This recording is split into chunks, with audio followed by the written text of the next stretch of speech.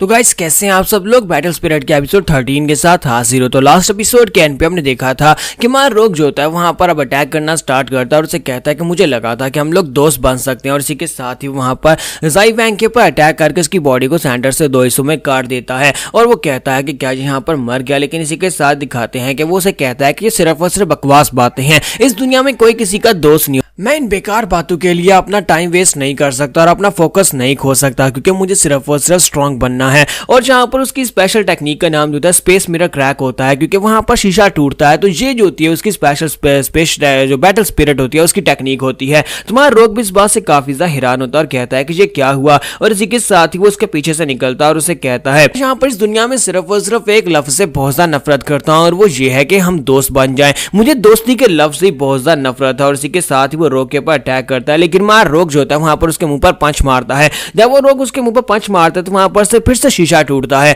तो वो कहता है कि अपने आप को यहाँ पर शो करवाओ, क्या तुम यहाँ पर इसी तरह से फाइट करने वाले हो, क्या तुम छुपकर फाइट करोगे। तो वो कहता है कि जबकि तुम्हें यहाँ पर नहीं पता अपनी वार स्पिरिट को कैसे समन करना है, तो फिर ठीक है मैं यहाँ पर अपनी वार स्पिरिट को समन करता हूँ। तो फिर मैं तुम्हें दिखाता हूँ कि वार स्पिरिट कैसी होती है। और इसी के साथ वो अपनी वार स्पिरिट को उसके सामने समन करता है। तो उसकी वार स्पिरिट जो होती है उसका नाम मिरर डिवीजन होता है। तो वो अपनी वार स्पिरिट को वहां पर रिलीज करने के बाद से कहता है कि मैं यहाँ पर मिरर्स की पावर को यूज कर सकता हूँ, डेल्यूजन्स क्रिएट कर सकता हूँ और यहाँ पर अपने आप को तुमसे हर तरीके से बचा सकता हूँ। यहीं पर से दूसरी तरफ का सीन दिखाते हैं जहाँ पर बाऊ जो होती है वो काफी ज्यादा परेशान हो रही होती है। तो बिग सिस्टर उसे कहती है कि तुम्हें क्या हुआ, तुम यहाँ पर इतनी ज्यादा उदास क्यों हो रही हो और हैरान क्यों हो रही हो। तो वो कहती है कि मैं यहाँ पर इस बात को लेकर उदास हो रही हूँ कि यंग मास्टर ठीक भी होंगे या नहीं। तो उसे कहती है तुम्हारा यंग मास्टर तो काफी ज्यादा स्ट्रॉन्ग लगता है, अब जबकि तुम्हारा यंग मास्टर ज़ाई काफी ज्यादा पावरफुल है, तो फिर तुम्हें यहाँ पर उसके लिए बिल्कुल परेशान होने की जरूरत नहीं है। मुझे नहीं लगता कि वो किसी तरह के खतरे में होगा। तो बाऊ से कहती है हाँ मुझे भी ऐसे ही लगता है। फिर साथ ही वो सोच रही होती है कि मैं यहाँ पर ऐसी परेशान हो रही हूँ, मेरे यंग मास्टर ज़ाई वैंग तो काफी ज्यादा स्ट्रॉन्ग है,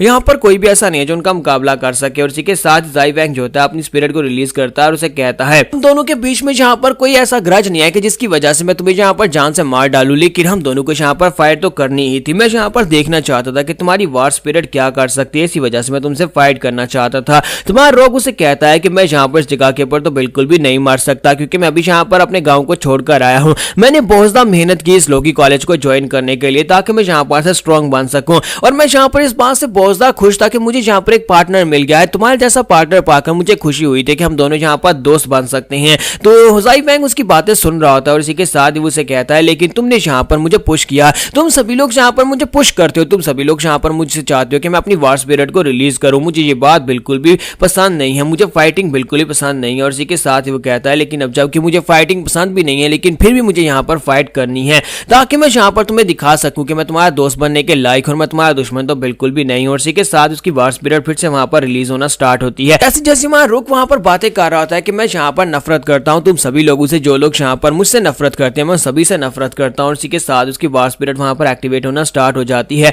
जैसे वो एक्टिवेट होती है तो इसी के साथ ही हमारा जो ज़ाई वैंग होता है वो फाइटिंग के लिए रेडी होता है और कहता है कि इसकी पावर लेवल्स तो बढ़ती जा रही हैं, मुझे लगता है कि इसकी वार स्पिरिट इसके कंट्रोल में बिल्कुल भी नहीं। और इसी के साथ हमारा रोग वहीं पर घुटने टेक देता है और एक जबरदस्त चीख मारता है, क्योंकि उसकी वार स्पिरिट वहां पर से बाहर निकल आती है। जैसे उसकी वार स्पिरिट बाहर निकलती है और इसी के साथ हमारे रोग की बॉडी के ऊपर कब्जा करने लगती है। इसी के साथ ही मास्टर फिनिक्स वहां पर नीचे उतर आते हैं और नीचे उतरने के बाद वो फिनिक्स को अपनी बाहों में भर लेते हैं और उसे कहते हैं बेटा रोग प्लीज शांत हो जाओ, शांत हो जाओ, सब कुछ ठीक है, तुम्हें बिल्कुल परेशान होने की जरूरत नहीं है, सब कुछ ठीक हो चुका है, सब कुछ ठीक हो चुका है। तो जैसे वहां पर वो ये कहते हैं इसी के साथ हमारे रोग की वार स्पिरिट वहां पर से डिस्ट्रॉय होना स्टार्ट हो जाती है। जबकि इसी के साथ ज़ाई वैंग को दिखाता है कि वो उसकी तरफ देखता है और कहता है कि ये बंदा ये तो 5 ग्रेट हीरोज का लीडर है, यानी ये तो फिनिक्स है, लेकिन ये यहाँ पर क्या कर रहा है। तो इसी के साथ ही फिनिक्स उसकी तरफ देखता है और कहता है कि बस करो, रोग तुम्हारा दुश्मन नहीं है और तुम्हें इससे फाइट नहीं करनी चाहिए। जबकि ज़ाई वैंग उसे कहता है क्यों मैं यहाँ पर क्यों फाइट को बंद करूँ, क्या तुम इसके कोई गार्डियन एंजल हो। तो वो उसे कहता है कि नहीं मैं इसका गार्डियन एंजल नहीं हूँ, बस ये समझ लो कि मैं टेम्परेरी गाइड हूँ जो कि यहाँ पर इस बच्चे को गाइड कर रहा है। इसके साथ ही हमारा रोग जो होता है फिनिक्स की तरफ देखता है, फिर साथ उसकी सारी वार स्पिरिट जो उसकी सारी एनर्जी जो होती है वापस उसकी बॉडी के अंदर जाती है। तो उसके साथ ही रोग वहां पर बेहोश हो जाता है।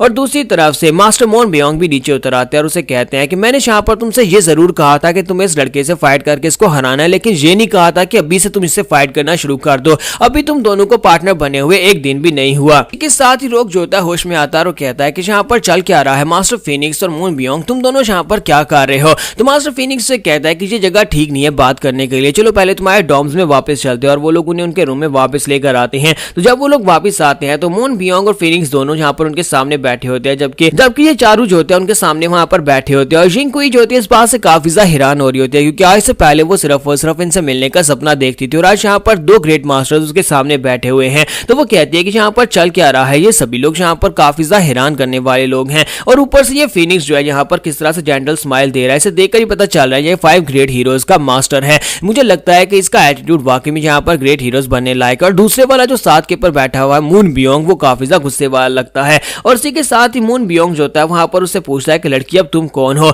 तो वो कहता है कि मेरा नाम जिनकुई है और मैं यहाँ पर लो लेवल के वार जोन एरिया से यहाँ पर आई हूँ। और जैसे ही उसी पूरी बात बताने लगती है, इसी के साथ ही मून बियोंग उसकी बात को बीच से काट देता है और कहता है कि बताओ तुम लोगों के दरवाजे को क्या हुआ। हमारा रोग उसे बताता है कि यहाँ पर 3A ग्रुप का एक लीडर आया था और उसने आकर हमारा दरवाजा तोड़ दिया और उसके बाद हम लोगों ने उसे मार दिया। जबकि यहीं पर हमारी छोटी ज़ाओबाओ को दिखाता है कि ज़ाओबाओ जो होती है अपने मास्टर की तरफ देख रही होती है और कहते हैं कि मास्टर जब से वापस आया ये कुछ ज्यादा डिप्रेस लग रहे हैं, लगता है कि इनके दिमाग में कुछ चल रहा है। और इसी के साथ उसका मास्टर से कहता है ज़ाओबाओ, तो वो सोच रही होती है मुझे लगता है ये कोई बहुत ही इंपॉर्टेंट बात करने वाला है। तो इसी के साथ ज़ाई वैंग उसे कहता है कि ज़ाओबाओ जल्दी से जाओ, जाकर अपने बालों को कॉम्ब करके आओ। तो वो कहती है ठीक है मास्टर मैं अभी जाती हूँ। और इसी के साथ ही मून बियोंग उन लोगों से कहता है कि लड़कियों मुझे लगता है कि तुम्हें अपने रूम में रेस्ट करने के लिए जाना चाहिए, हमें इन लड़कों से बात करनी है। तो इसी के साथ ही मास्टर जो होते हैं, मास्टर फीनिक्स जो होते हैं, वो रोग से कहता है कि रोग मुझे भी तुमसे बात करनी है, जरा मेरे साथ यहाँ पर बैल्कनी में आना। और इसी के साथ ही वो वहां पर उसके साथ बैल्कनी में चले जाते हैं, जबकि लड़कियां अपने रूम में चली जाती हैं। और यहीं पर से नेक्स्ट सीन जो होता है